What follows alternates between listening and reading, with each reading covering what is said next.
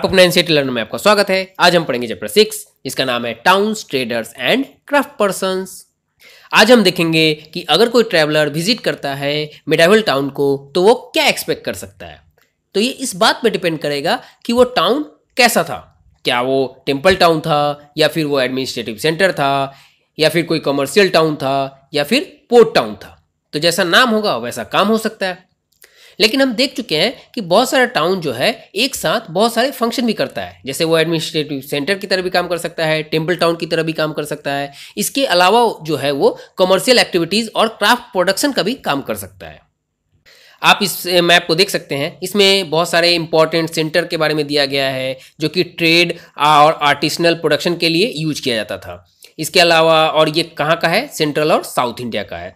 तो इसमें कुछ इंपॉर्टेंट अगर सेंटर की बात करें तो जैसे वृंदावन, अजमेर हो गया, मुर्शिदाबाद, कलकत्ता, अहमदाबाद, गोलकोंडा है, कांचीपुरम है, मदुरई है, थंजावुर है। और इस चैप्टर में विशेषकर जिसके बारे में हम बात करने वाले हैं, सूरत, हम्पी और मसूलीपट्टनम। तो ये कुछ इंपॉर्टेंट सेंटर है जहाँ पर मतलब कि काफ़ी ट्रेड होता था। चैप्टर में आगे बढ़ने से पहले हम देख लेते हैं कि आज हम क्या क्या बात करने वाले हैं। तो सबसे पहले तो हम बात करेंगे एडमिनिस्ट्रेटिव सेंटर के बारे में, फिर हम टेम्पल टाउन्स और पिलग्रिमेज सेंटर के बारे में बात करेंगे, फिर हम ब्रॉन्ज स्टैच्यू को देखेंगे और देखेंगे कि इसे जो लॉस्ट वैक्स टेक्निक से बनाया गया है वो कैसा था और वो कैसे बनाया जाता था। फिर हम बहुत सारे छोटे टाउन्स जो हुए थे उसके बारे में बात करेंगे जो 8th सेंचुरी के बाद हुए थे। फिर हम बहुत सारे ट्रेडर्स के बारे में बात करेंगे जो कि बिग और स्मॉल दोनों होते थे। फिर हम क्राफ्ट्स की बारे में बात करेंगे टाउन्स में जो होते थे। उसके बाद हम क्लोजर लुक देंगे हम्पी पर, मसूलीपट्टनम और सूरत पर, और डिटेल में इसके बारे में जानेंगे। और फिर फाइनली हम न्यू टाउन्स और ट्रेडर्स के बारे में जानेंगे। हम देखेंगे कि 16th और 17th सेंचुरी में जब यूरोपियन कंट्रीज जो है सर्च कर रहे थे स्पाइसेस और टेक्सटाइल को, तब जो है उनकी नज़र जो है इंडिया पर पड़ी। तो उसके बारे में हम जानेंगे। तो बिना देर किए चैप्टर को स्टार्ट करते हैं और सबसे पहले हम बात करेंगे एडमिनिस्ट्रेटिव सेंटर के बारे में। चैप्टर 2 में चोला डायनेस्टी के बारे में पहले ही पढ़ चुके हैं। चलिए ट्रैवल करते हैं अपने इमेजिनेशन में थंजावुर के लिए, जो कि कैपिटल था चोलाज का लगभग 1000 साल पहले।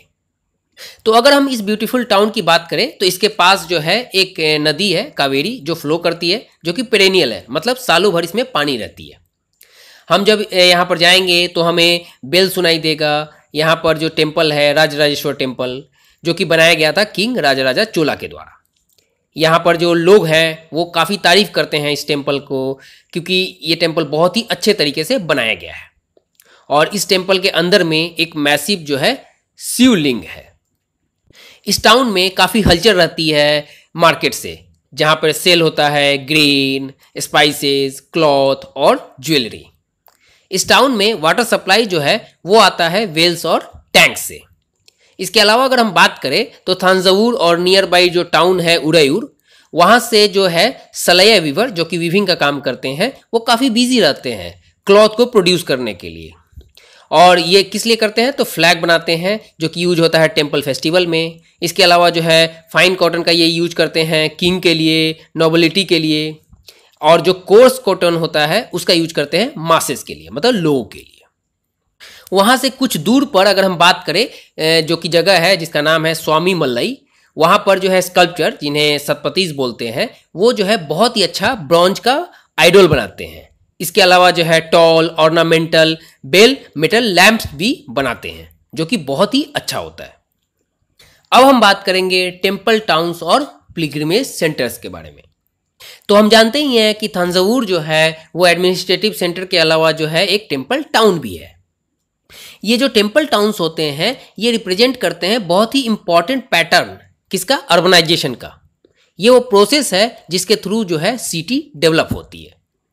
टेम्पल जो होती थी वो अक्सर जो है सेंट्रल होती थी इकोनॉमी और सोसाइटी की, और रूलर जो होते थे वो अक्सर जो है टेम्पल को बनाते थे ताकि वो डेमोन्स्ट्रेट कर सके अपना जो है भक्ति भाव बहुत सारे डाइटीज के तरफ। इसके अलावा जो है ये जो रूलर होते थे ये जो है टेम्पल को बहुत सारा लैंड ग्रांट में देते थे। इसके अलावा बहुत सारे पैसे देते थे ताकि वो एलाबोरेट रिचुअल्स कर सके। बहुत सारे जो पिलग्रिम्स होते थे, प्रीस्ट होते थे, उनको जो है वो खिला सके और जो है फेस्टिवल को सेलिब्रेट कर सके। इसके अलावा जो पिलग्रिम्स आते थे वो भी जो है टेम्पल को डोनेशंस देते थे। आगे बढ़ने से पहले हम ब्रॉन्ज स्टैच्यू के बारे में बात कर लेते हैं। आप इस फिगर को देख सकते हैं, ये जो है ये फिगर है ब्रॉन्ज स्टैच्यू का, जिसमें मतलब कृष्णा जो है एक तरह से जो है शेष नाग पर मतलब कि खड़े हैं, और इसके बारे में आपने कहानियाँ सुनी ही होंगी। तो ये जो ब्रॉन्ज होता है ये एक तरह का एलॉय है जिसमें कॉपर और टीन होता है। ये जो बेल मेटल होते हैं इसमें बहुत सारे जो है प्रोपोर्शन होते हैं टीन के, इसके अलावा जो है ब्रॉन्ज के अलावा। यही कारण है कि ये जो स्टैच्यू होते हैं ये बेल लाइक साउंड भी करते हैं। तो ये जो चोला ब्रॉन्ज स्टैच्यू होता था इसे जो है लॉस्ट वैक्स टेक्निक के थ्रू बनाया जाता था। इसमें करते क्या थे कि सबसे पहले एक इमेज जो है वो बनाते थे वैक्स का, इसके बाद जो है इसकी कवरिंग कर देते थे क्ले से और इसे सूखने के लिए छोड़ देते थे। जब ये सूख जाता था उसके बाद हम क्या करते थे, इसको हीट करते थे और इसमें एक छोटा सा छेद कर देते थे, मतलब टाइनी होल। और इसके बाद जो है इस टाइनी होल के थ्रू हम क्या करते थे, जो वैक्स जो मेल्ट हो जाता था उसको बाहर निकाल लेते थे और उस मतलब कि मोल्टेन जो मेटल होता था उसको जो है इस होल के थ्रू उसमें डाल देते थे। और जैसे ही ये जो मेटल होता था ये कूल होता था और सॉलिडिफाई हो जाता था, एक तरह से मजबूत बन जाता था, तब हम क्या करते थे, क्ले को जो है ऊपर से रिमूव कर देते थे और जो है इमेज को फिर हम साफ करके पॉलिश कर देते थे और फिर हमें ऐसा दिखने लगता था। तो हम देख सकते हैं उस समय काफ़ी अच्छी टेक्निक यूज की जाती थी और बहुत ही अच्छे जो है अगर हम बात करें तो स्टैच्यू बन जाते थे। तो वापस आते हैं, हम टेम्पल टाउन्स की बात कर रहे थे। तो टेम्पल के जो अथॉरिटीज होते थे वो जो है वेल्थ को यूज करते थे फाइनेंस करने के लिए, ट्रेड और बैंकिंग। धीरे धीरे हम क्या देखते हैं कि बहुत सारे जो है प्रीस्ट, वर्कर, आर्टिशन, ट्रेडर ये जो है टेम्पल के आसपास रहना स्टार्ट कर देते हैं ताकि वो टेम्पल का जो ज़रूरत है उसको पूरा कर सके। इसके अलावा जो पिलग्रिम्स वहाँ आते हैं उन्हें भी कोई परेशानी ना हो, और इस तरह से ये टेम्पल टाउन्स बढ़ने लगता है। अगर कुछ एग्जाम्पल ले ले कि कौन से ऐसे टाउन थे जो इमर्ज हुए टेम्पल्स के अराउंड, तो एक था विलासवामीन जो कि मध्य प्रदेश में। इसके अलावा अगर हम बात करें सोमनाथ गुजरात में, ये जो है इसी तरह से ग्रो किए थे। इन दोनों के अलावा अगर हम और बात करें कुछ इंपॉर्टेंट टेम्पल टाउन्स की, तो वो थे कांचीपुरम और मदुरई तमिलनाडु में और तिरुपति आंध्र प्रदेश में। अगर पिलग्रिमेज सेंटर की बात करें तो ये भी जो है धीरे धीरे डेवलप हो गई थी टाउनशिप में। और एग्जाम्पल के तौर पर बात करें तो वृंदावन जो कि उत्तर प्रदेश में है और तिरुवन्नामलई जो कि तमिलनाडु में है। ये जो है ऐसे टाउन थे जो पिलग्रिमेज सेंटर थे और धीरे धीरे ग्रो होके टाउनशिप में तब्दील हो गए। इसके अलावा अगर हम बात करें अजमेर जो कि राजस्थान में है, वो कैपिटल था चौहान किंग का 12th सेंचुरी में, और बाद में जो है ये सूबा हेडक्वार्टर बन गया था मुगल का। ये जो है एक्सीलेंट एग्जाम्पल है रिलीजियस कोएग्जिस्टेंस का। कैसे? तो अगर हम बात करें, ख्वाजा मोइनुद्दीन चिश्ती जो था एक सूफी सेंट था जो कि सेटल हुआ था मतलब अजमेर में 12th सेंचुरी में, और उसने जो है अट्रैक्ट किया था डेवोटी को सारे धर्मों के। अजमेर के पास में ही एक लेक है जिसका नाम है पुष्कर, जो कि अट्रैक्ट करता है पिलग्रिम्स को एंशिएंट टाइम से ही, और वो यहाँ जो है बहुत समय से ही लोग आते हैं और एक तरह से विजिट करते हैं। तो ये तो हमने बात की पिलग्रिमेज सेंटर के बारे में, टेम्पल टाउन्स के बारे में। अब हम बात करेंगे a network of small towns, मतलब जो छोटे छोटे टाउन जो है 8th सेंचुरी के बाद हुए थे उनके बारे में अब हम बात करेंगे। तो हम देखते हैं कि ये जो मतलब स्मॉल टाउन्स जो इमर्ज हुए थे 8th सेंचुरी के बाद में अगर हम बात करें तो ये प्रोबेबली इमर्ज हुए होंगे किससे? लार्ज विलेजेस से। ये जो विलेजेस होते थे इनके पास जो होता था एक मंडपिका होता था जिसे बाद में मंडी बोला जाने लगा। और यहाँ पर क्या होता था कि जो नियर बाई जो विलेजर होते थे वो जो है यहाँ आते थे, अपना सामान लाते थे और बेचते थे। हम क्या देखते हैं कि इन विलेजेस में जो है मार्केट स्ट्रीट भी होता था जिसे जो है हत्ता बोलते थे, बाद में इसे हाट बोले जाने लगा, और ये जो है शॉप्स के साथ लाइन में लग जाते थे। इसके अलावा अगर हम बात करें तो बहुत सारे स्ट्रीट थे जो डिफरेंट काइंड ऑफ जो आर्टिसंस होते हैं उनके लिए होते थे, जैसे कि पॉटर के लिए होते थे, वाइल प्रेसर के लिए होते थे, सुगर मेकर के लिए होते थे, टॉडी मेकर के लिए होते थे, स्मिथ के लिए होते थे, स्टोन मैसन्स के लिए होते थे। तो सबके लिए जो है एक तरह से अगर हम बात करें तो एरिया एक तरह से डिवाइड या फिर मतलब कि पहले से क्लियर होता था। कुछ ट्रेडर जो होते थे वो टाउन में ही रहते थे और जो बाकी सब ट्रेवलर होते थे वो एक तरह से दूसरे दूसरे मतलब कि टाउन जा जा के अपना सामान बेचते और खरीदते थे। तो हम समझ ही गए कि बहुत सारे लोग जो होते थे वो दूर से आते थे और कुछ नज़दीक से भी आते थे और जो है लोकल आर्टिकल्स को खरीदते थे। और जो है बहुत सारे जो दूर दूर से आते थे वो बहुत सारा चीज़ बेचते भी थे, जैसे कि हॉर्सेस, सॉल्ट को, कैम्फर, सैफ्रॉन, बीटल नट और स्पाइसेस, जैसे कि बात करें पेपर। तो इन सभी चीज़ों को वो बेचते भी थे यहाँ पर जो लोकल मार्केट होता था। आप इस फिगर को देख सकते हैं, ये एक सिटी मार्केट का सीन है जहाँ पर हम देख सकते हैं कि काफ़ी चीज़ें जो है बिक रही हैं और लोग जो है आके यहाँ पर एक तरह से व्यापार कर रहे हैं। यूजुअली हम देखते हैं कि जो समानता होते थे, जिसे बाद में अगर हम बात करें तो जमींदार बुलाया जाने लगा, वो जो है एक फोर्टिफाइड पैलेस जो है वो बनाता है, मतलब कि टाउन्स के आसपास या फिर उसके थोड़े नज़दीक में, और जो है वो टैक्स लगाता है ट्रेडर पर, आर्टिशंस पर, और जो आर्टिकल्स ट्रेड होते थे। और कभी कभी हम क्या देखते हैं कि वो जो है ये राइट जो है कलेक्ट करने का, मतलब टैक्स कलेक्ट करने का, ये जो है डोनेट कर देता है वहाँ के लोकल टेम्पल्स को। ये वही टेम्पल्स होते हैं जो या फिर खुद बनाए जाते हैं या फिर जो है इन रिच मर्चेंट्स के द्वारा जो है बनाए जाते हैं। इन राइट्स के बारे में हमें जो है मतलब कि पता चला है इंस्क्रिप्शन के थ्रू, जो कि रिकॉर्डेड किए गए थे और वो जो है अभी भी सरवाइव कर रहे हैं, और यही कारण है जो है हमें पता चला है। अब हम बात करेंगे ट्रेडर्स की, जो छोटे और बड़े होते थे। तो ये जो ट्रेडर होते थे ये बहुत सारे टाइप के होते थे। इनमें अगर हम बात करें तो बंजारास भी होते थे, और जो सेवरल ट्रेडर होते थे, स्पेशली अगर हम बात करें हॉर्स ट्रेडर की, तो ये जो है एसोसिएशन बना लेते थे हेडमैन के साथ, जो कि नेगोशिएट करता था उनके बिहाफ में योद्धा के साथ, जो कि हॉर्सेस को खरीदते थे। चूंकि ये जो ट्रेडर होते थे इन्हें पास करना होता था बहुत सारे किंगडम से और फॉरेस्ट से, तो ये क्या करते थे, जनरली ट्रैवल करते थे कारवान में, और जो है ये क्या करते थे, ये गिल्ड बनाते थे, मतलब एक तरह का एसोसिएशन बनाते थे जो कि सिमिलर इंटरेस्ट के हो, ताकि जो है अपने इंटरेस्ट को एक ये प्रोटेक्ट कर सके। ऐसे बहुत सारे गिल्ड्स जो है हमें साउथ इंडिया में देखने को मिलते हैं 8th सेंचुरी के बाद, और जो मोस्ट फेमस था उनमें वो था मणिग्रामम और नंदेसी। और ये जो गिल्ड्स थे ये काफ़ी अच्छा ट्रेड कर रहे थे, पेनिनसुला में भी और उसके बाहर भी, जैसे साउथ ईस्ट एशिया में और चाइना में। इन ट्रेडर्स के अलावा भी कुछ कम्युनिटीज़ थी, जैसे कि चेतियार्स, और अगर हम बात करें तो मारवाड़ी ओसवाल। ये जो है बाद में जाके प्रिंसिपल ट्रेडिंग ग्रुप बन गए थे उस कंट्री के। इसके अलावा अगर हम बात करें तो गुजराती ट्रेडर्स होते थे, जिनमें कम्युनिटीज़ जो है हिंदू बनियाज और मुस्लिम बोहराज भी आते थे।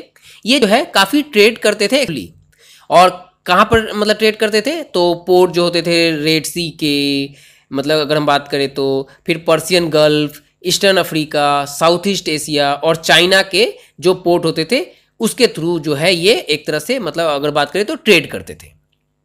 ये जो है इन पोर्ट पर जाके अपना टेक्सटाइल और स्पाइसेस को बेचते थे, और इसके एक्सचेंज में वो जो क्या लाते थे, गोल्ड, आइवरी, ये अफ्रीका से लाते थे, फिर से spices, tin, Chinese blue pottery और सिल्वर जो है ये लाते थे साउथ ईस्ट एशिया और चाइना से। ये जो टाउन होते थे वेस्ट कोस्ट पर, ये होम होते थे किसके, अरब के, पर्सियन के, चाइनीज के, जीविस के, फिर से सीरियन क्रिश्चियन ट्रेडर्स के। और अगर हम बात करें इंडियन स्पाइसेस और क्लॉथ की, तो ये जो है बेचे जाते थे रेड सी पोर्ट पर, और इसे जो है खरीदा जाता था इटालियन ट्रेडर के द्वारा, और ये जो है इवेंचुअली जो है रीच करता था यूरोपियन मार्केट में, जहां पर जो है इसे बहुत ही हाई प्रॉफिट में बेचा जाता था।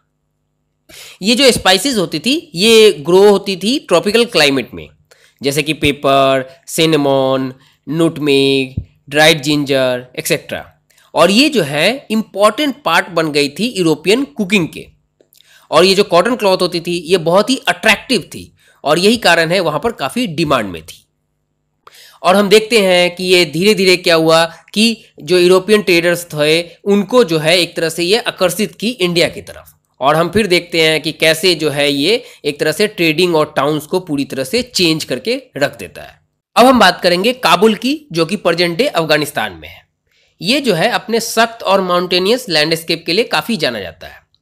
ये जो है पॉलिटिकली और कमर्शियली जो है इम्पॉर्टेंट हो गया था 16th सेंचुरी के बाद। और अगर हम बात करें काबुल और कांधार की, जो कि लिंक था सिल्क रूट से। इसके अलावा अगर हम बात करें तो जो ट्रेड था हॉर्सेस का, ये जो है प्राइमरली जो है अगर हम बात करें तो कैरी आउट होता था इस रूट के थ्रू। और 17th सेंचुरी में हम बात करें तो जीन बप्तिस्ते तवेनियर जो था एक डायमंड मर्चेंट था, उसने मतलब कि एस्टिमेट किया है कि हॉर्स ट्रेड जो है उस समय काबुल में लगभग 30,000 एनुअली होता था। मतलब ये अमाउंट है, अगर हम बात करें पैसे में हम बात कर रहे हैं, और ये एक ह्यूज अमाउंट है अगर हम उस समय की बात करें तो। इसी समय में कैमल से जो है dried fruit, dates, carpet, silk और कभी कभी तो फ्रेश फ्रूट्स भी जो है वो काबुल से जो है सब कॉन्टिनेंट में और दूसरी जगह ले जाई जाती थी। इसके अलावा जो है अगर हम बात करें तो स्लेव्स जो होती थी, मतलब कि उनको भी जो है यहाँ पर लाया जाता था बेचने के लिए। तो ये तो थी काबुल के बारे में। अब हम बात कर लेते हैं क्राफ्ट्स की, टाउन्स में वो कैसा था। तो अगर हम बात करें क्राफ्ट पर्सन की, तो वो जो बिदर के क्राफ्ट पर्सन होते थे वो इतने पॉपुलर थे कि अपने मतलब काम के लिए कॉपर और सिल्वर में अगर हम बात करें तो कि उन्हें जो है बिदरी कहा जाने लगा। आप इस फिगर में ये देख सकते हैं, ये कैंडल स्टैंड है, ये 17th सेंचुरी की है एक तरह से, और ये जो है ब्रास का बना हुआ है। तो ये जो पांचालाज और विश्वकर्मा जो कम्युनिटी होती थी, जिनमें gold Smith, bronze Smith, black Smith, masons और कारपेंटर्स जो है आते हैं, ये जो है काफ़ी एसेंशियल थे बहुत सारे टेम्पल्स बनाने में। इसके अलावा जो है ये बहुत ही इंपॉर्टेंट रोल प्ले करते थे कंस्ट्रक्शन में। किस चीज़ की? पैलेसेस की, बिग बिल्डिंग की, टैंक्स की और रिजर्वॉयर्स की।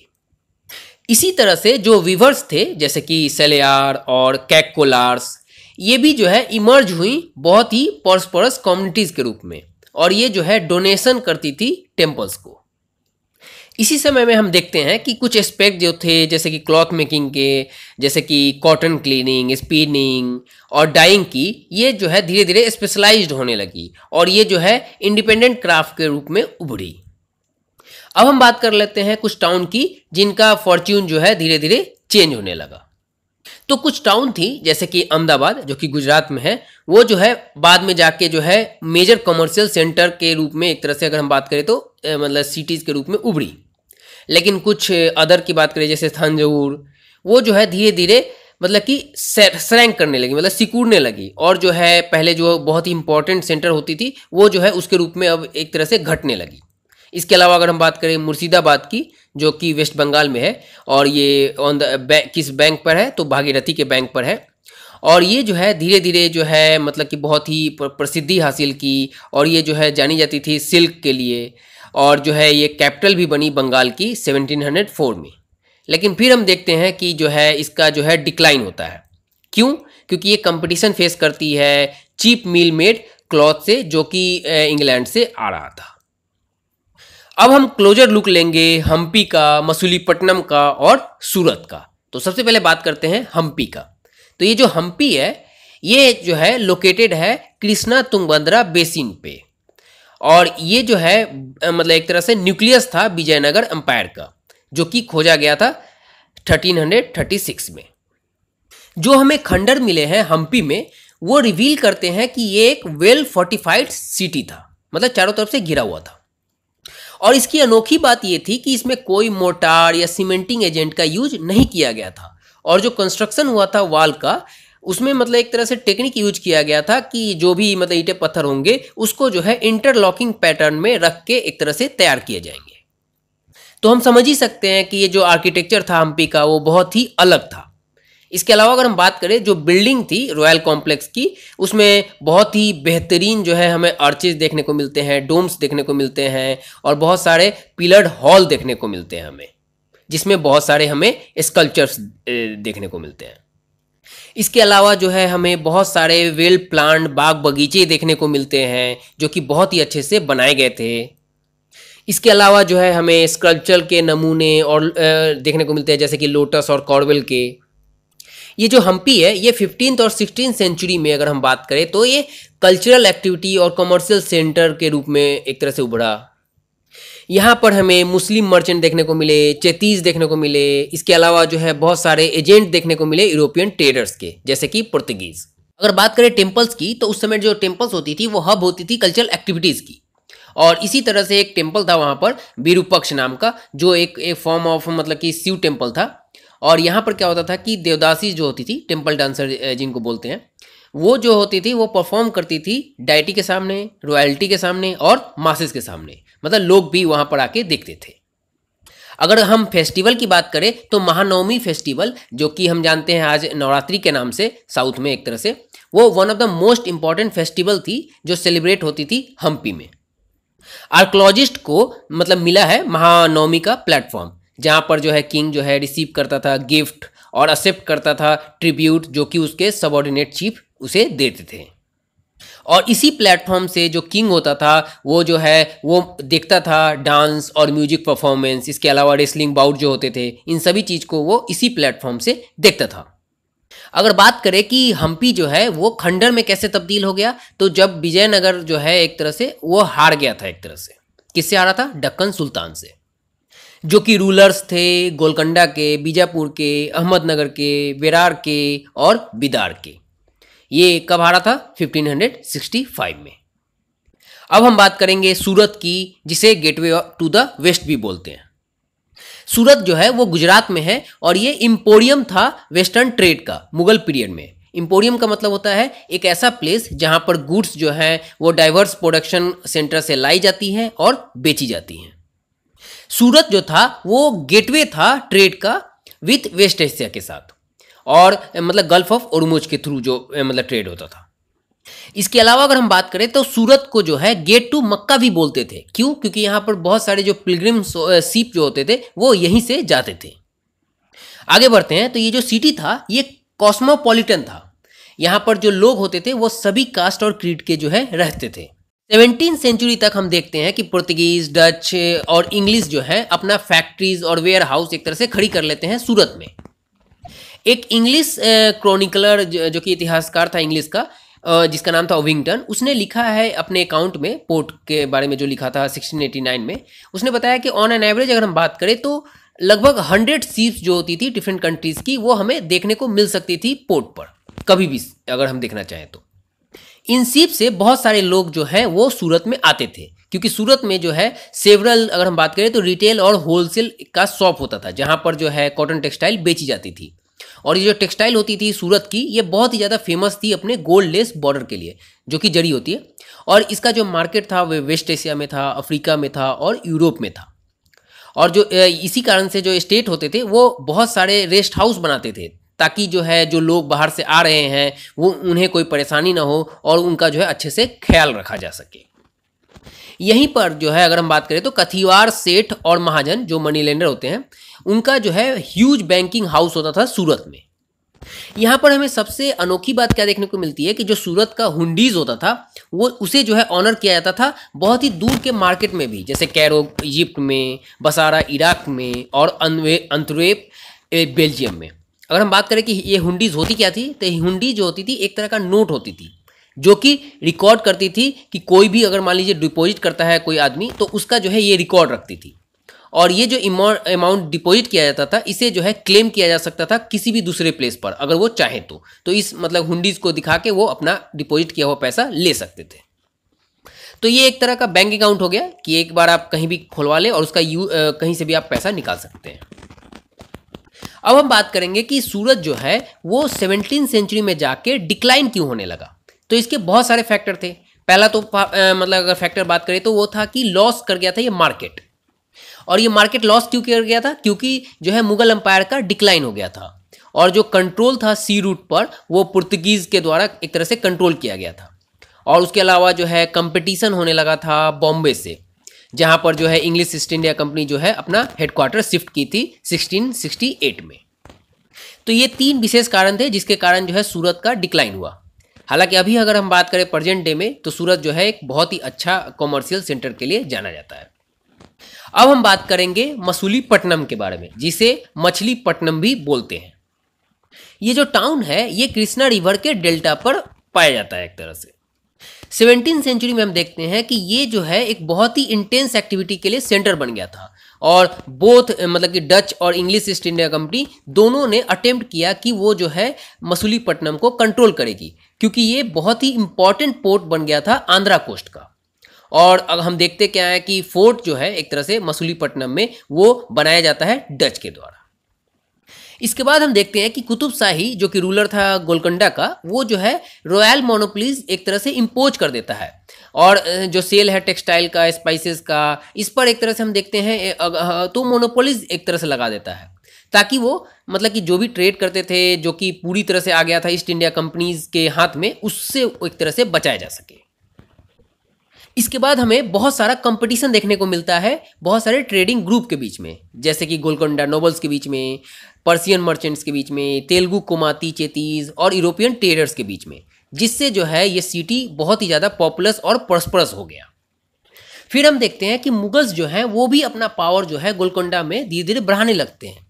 फिर देखते हैं हम कि रिप्रेजेंटेटिव जो होते हैं, जो गवर्नर होता है मीर जुमला, वो भी एक मर्चेंट होता है, तो उसने क्या किया कि एक तरह से खेल करवाना स्टार्ट कर दिया डच और इंग्लिश के बीच में, मतलब आपस में उन लोगों को मुकाबला करवा दिया एक तरह से, और देखा कि ये लोग क्या करते हैं एक्चुअली में। लेकिन इन सब के बीच हम देखते हैं कि मुगल एम्पायर जो कि औरंगजेब था, उसने फाइनली जो है गोलकोंडा को अनेक्स कर लेता है, और ये अनेक्स करने के कारण जो है यूरोपियन कंपनीज को अब दूसरा अल्टरनेटिव देखना पड़ा।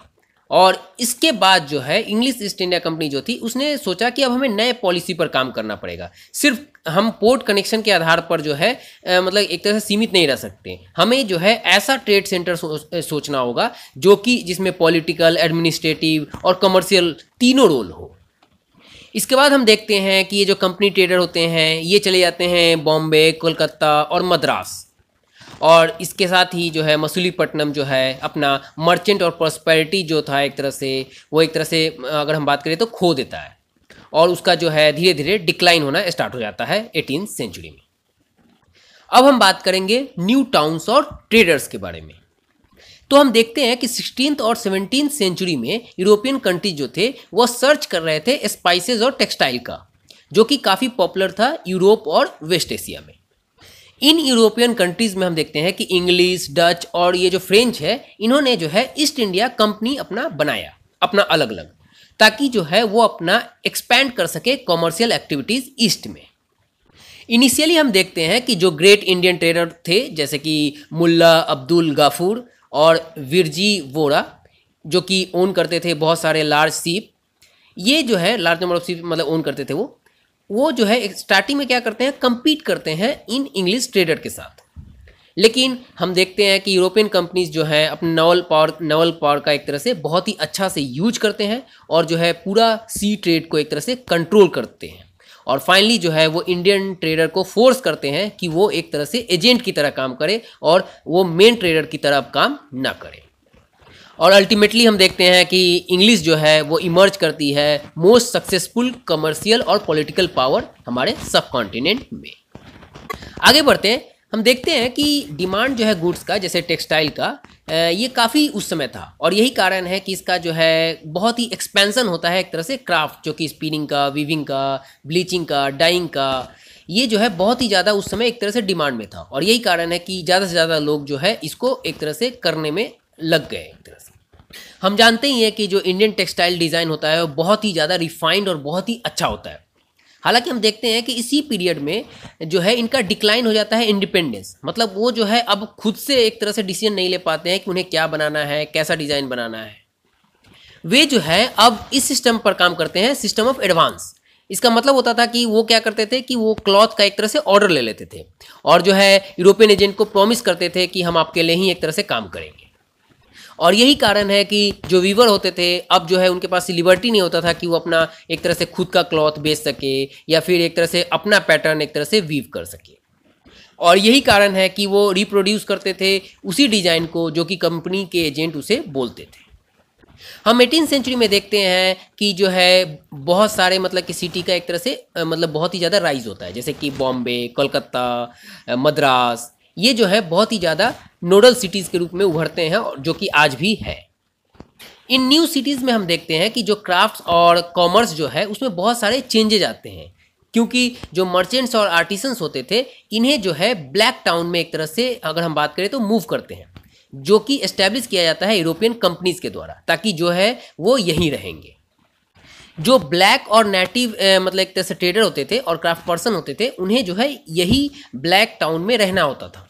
और जो वाइट रूलर होते थे वो जो है सुपीरियर रेसिडेंस में रहते थे, बहुत ही अच्छी जगह, जैसे कि फोर्ट संत जॉर्ज जो है मद्रास में वहाँ रहते थे, या फिर फोर्ट संत विलियम जो कि कोलकाता में है वहाँ रहते थे। इसे हम समझ ही सकते हैं कि जो इंग्लिश होते थे वो जो है अच्छी जगह रहते थे, और जो मतलब कि इंडियंस होते थे वो उन्हें जो है कंपेरेटिवली जो है अच्छा जगह नहीं मिलता था। आप ये फिगर देख सकते हैं, ये जो है बॉम्बे स्ट्रीट का है, अर्ली 19th सेंचुरी का है। यहाँ पर हम देख सकते हैं कि काफ़ी हमें एक तरह से लोग दिखेंगे जो कि ट्रेडर्स थे, और भी काफ़ी लोग हमें देखने को मिलेंगे।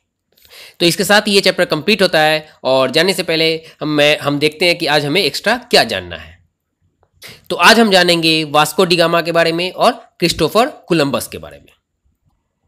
तो हम देखते हैं कि 15th सेंचुरी में बहुत सारे जो यूरोपियन सेलर्स थे वो जो है बहुत सारा सी रूट जो है वो एक्सप्लोर करने की कोशिश करते हैं, क्योंकि उनमें एक डिज़ायर आता है कि वो जो है इंडियन सब कॉन्टिनेंट तक पहुंचेंगे और वहां से जो है स्पाइसेस लेके आएंगे।